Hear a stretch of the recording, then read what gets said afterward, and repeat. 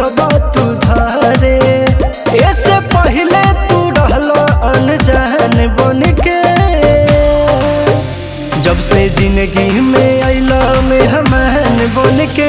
रह दिलवा में राजा हमर जान बन के, जब से जिंदगी में अइला मेहमान बन के।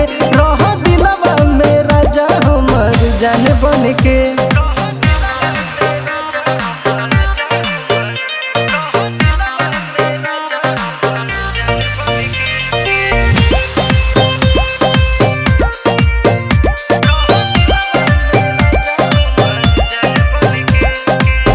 रहब झमका के राजा राजा चले तोहरे। कदम द होश राजा जाहे दिन न बहरे। तोहरा खाती ई थाती बरकरार रही हो, खुश राखब सुखी परिवार रही हो। सदा रहब ए राजा जी जवान बन के, जब से जिंदगी में अइला मेहमान बन के। रह दिलवा में राजा हमर जान बन के, जब से जिंदगी में अइला मेहमान बन के। रह दिलवा में राजा हमर जान बन के।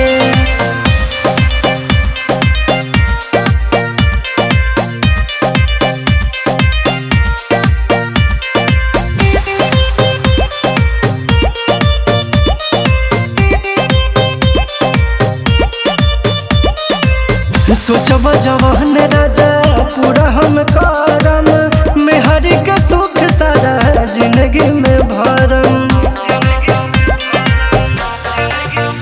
सुन पियऊ कुनाल हमर जान हब हो, पति देव तू महान इंसान हब हो। सादा रहब जोड़िया के चहन बन के, जब से जिंदगी में अइला मेहमान बन के। रह दिलवा में राजा हमर जान बन के, जब से जिंदगी में अइला मेहमान